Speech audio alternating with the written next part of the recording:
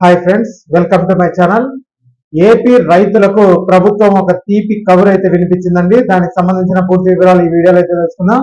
మీరు ఇంతవరకు నా ఛానల్ సబ్స్క్రైబ్ చేసుకోకుండా ఉంటే దయచేసి సబ్స్క్రైబ్ చేసుకోండి. అలాగే ఈ వీడియోకి ఒక్క లైక్ ఇచ్చి షేర్ చేసుకోండి. వీడియోని ఎక్కడ స్కిప్ చేయకుండా చివరికి చూడండి. ఆలస్యం చేయకుండా వీడియోలోకి అయితే వెళ్ళిపోదాం.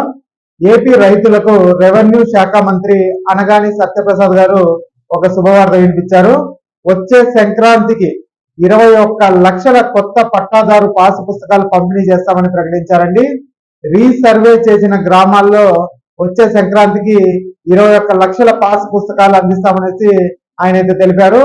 ఇచ్చిన హామీ ప్రకారం ప్రభుత్వం రాజముద్రతో నూతన పట్టాదారు పాసు పుస్తకాలు తీసుకొచ్చింది. అంటే ఇంతకుముందు ప్రభుత్వంలో ఎవరుంటే వాళ్ళ ఫోటోలు అయితే వచ్చేటివి.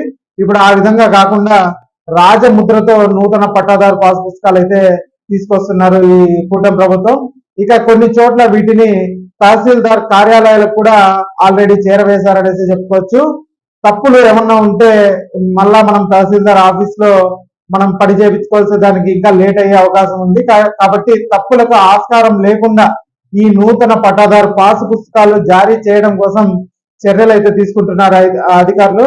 ఇక రైతులు ఇబ్బందులు పడకూడదనే ఉద్దేశంతో కూడా బ్యాంకు రుణాలు పొందేందుకు పాసు పుస్తకాలతో సంబంధం లేని ప్రభుత్వ అంటే సంబంధం లేదనేసి ఆల్రెడీ ప్రభుత్వం ఇప్పటికే క్లారిటీ కూడా ఇచ్చింది. అంటే మీకు పాసు పుస్తకాలు అయితే అవసరం ఉండదు. ఒకవేళ బ్యాంకులో రుణం తీసుకోవాలంటే ఏమంటే పాత పట్టాదారు పాసు పుస్తకం కాకుండా కొత్తవి వస్తున్నాయి కాబట్టి మీరు బ్యాంకులో పాసు పుస్తకాలతో పని లేకుండానే రుణాలు అయితే తీసుకోవచ్చు అనేసి ప్రభుత్వం క్లారిటీ అయితే ఇచ్చిందండి.